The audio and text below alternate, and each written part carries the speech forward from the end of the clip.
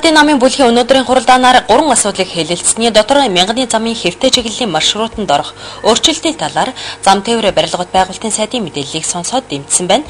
Зам барихад учирч байгаа бартаа саадыг тооцож үзэхэд 140 км замыг нэмж барих тооцоо гарчээ. Ардын намын бүлгээр мянганы замын дэд бүтэц болон агаарын бохирлыг бууруулах хууль мөн гадаад бодлогын үзэл баримтлал гэсэн 3 асуудлыг хэлсэн байна. Мянганы замын хэвтэй чиглэл зам барихад мөнх цэвдэгтэй өндөр уул нуруу зэрэг байгалийн саадыг тойруулж барих шаардлагатай гэдгийг салбарын сайд Батулга бүлгийн хуралдаан дээр танилцуулжээ. Сүүлийн 10 гаруй жилд яригдж байгаа мянганы замын нийт урт нь 5000 гаруй км гэж байгаагаас одоо 2000 орчмыг нь барьсан, үлдсэнийг нь ойрын хугацаанд барьж дуусгах зорилтыг тавьсан гин. Мянганы замын хэвтэй чиглэлд одоогоор 700 гаруй км-ийг нь бариад байгаа 500 гаруй км барих дутуу гэсэн. Үүнээс завхан Архангай нутагт тарвахтай нуруу гэх мэт цаадыг тойруулж Тосон цэнгэл их уул улаастай гэсэн маршрутаар барихад 140 гаруй км замыг нэмж барих шаардлагатай болсон байна. Энэ талаар тус бүлгийн хуралдаан дээр мэдээлэл хийсэн салбарын сайдаас тодрууллаа. Одоо яг энэ тэнглэхээр ингээд шулуу явахаар энэ шинэ улаастайгээ завхны нийс одоо хотын төвөр аймгийн төвөр дайруулах ч гэдэг юм уу. Энэ тарвахтай нуруу гэдэг үндсэндээ нэг энэ 334 км нь хасагдаад энэ өөрөө ихтэй өндөр нуруутай.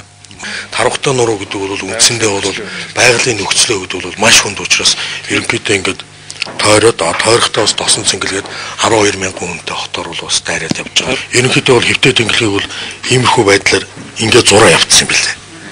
Амьдрал дээр ингээд зураад нэг мэрэгжлийн газар дээр нь ингээд ирэхээр тэр бартаага тойрох тийм ээ хүнлүүгээ чиглэсэн байдал руу орё гэсэн ийм санаанууд байна.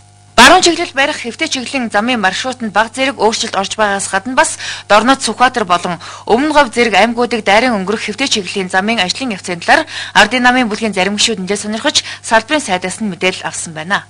Монгол улс бол олон тулгуурт гадаад бодлогыг явуулж байна. Хоёр хөрштэйгөө тэнцвэртэй харилцаа барьж байна. Мөн 3 дахь хөрш буюу бусад одоо Америкийн нэгдсэн улс, Япон, Солонгос, Индийг, Европын холбоо гэдэг маш олон одоо түншүүдтэй 3 дахь хөршийн хэмжээнд хүрсэн ийм одоо партнер одоо харилцагч түншүүдтэй болжээ. Нэг талаас ийм ч учраас Монгол улсын улс төрийн гадаад харилцаа, эдийн засгийн гадаад харилцаа, хүмүүнлэгийн гадаад харилцаа гэдэг ийм одоо харилцаануудын чиглэлээр одоо гол үндслүүд бол хэвээрээ зарчим хэвээрээ байна. За дээрийн чамдад байгаа эх орноосоо гадна байгаа иргэдийн эрхийг хамгаалах асуудлын төрүүд бие даасан бүлэг болж орж ирж байгаа маа гэдгийг бас хэлье. Мөн гадаад сурталчилгаа, эх орноо сурталчлах, улсаа сурталчлах, сурталчилгааны асуудлууд бас бие даасан бүлэг болж орж ирж байна. Мөн Ардын намын бүлгээр өнөөдөр Монгол улсын гадаад бодлогын үзэл баримтлалын өөрчлөлтийн төслийг хэлцээ дэмжсэн байна.